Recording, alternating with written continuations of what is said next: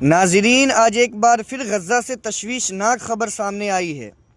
غزہ کے مختلف علاقوں میں اسرائیلی کارروائیاں دوبارہ تیز ہو گئی ہے اور رہائشی علاقے اس کی زد میں آ رہے ہیں۔ کہا جا رہا تھا کہ جنگ بندی ہے، لیکن زمینی حقیقت یہ ہے کہ غزہ کے لوگ آج بھی خوف میں جی رہے ہیں۔ آج کی تازہ اطلاعات کے مطابق غزہ سٹی، خان یونس اور رفح کے کچھ حصوں میں گھروں کو نقصان پہنچا ہے اور کئی خاندان اپنے گھروں سے بے دخل ہو چکے ہیں۔ یہاں سوال پیدا ہوتا ہے کہ اگر جنگ بندی ہے تو پھر بمباری کیوں؟ عام لوگوں کو کیوں نشانہ بنایا جا رہا ہے؟ ناظرین، غزہ ایک چھوٹا سا علاقہ ہے جہاں برسوں سے عام لوگ محاصرے میں ہیں۔ نہ آزادی سے آنا جانا، نہ پورا بجلی کا نظام، نہ صاف پانی، نہ دواؤں کی صحیح سہولت۔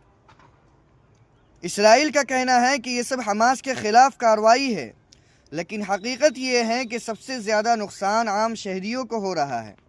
بچے، عورتیں، بوڑھے، جن کا اس لڑائی سے براہ راست کوئی تعلق نہیں۔ دنیا کے کئی ملک تشویش کا اظہار کر رہے ہیں۔ اسلامی ممالک صرف بیانات دے رہے ہیں، لیکن غزہ کے لوگوں کے لیے حالات بدلتے نظر نہیں آ رہے ہیں۔ سڑکوں پر احتجاج ہو رہے ہیں، لوگ فلسطین کے حق میں آواز اٹھا رہے ہیں، لیکن طاقتور ملک ابھی بھی خاموش دکھائی دیتے ہیں۔ ناظرین، یہ مسئلہ صرف غزہ کا نہیں، یہ انسانیت کا مسئلہ ہے۔ اگر آج ظلم کے خلاف آواز نہیں اٹھی تو کل کوئی بھی اس کی زد میں آ سکتا ہے۔ غزہ کے لوگ آج بھی کھڑے ہیں، مشکل حالات میں، لیکن حوصلے کے ساتھ۔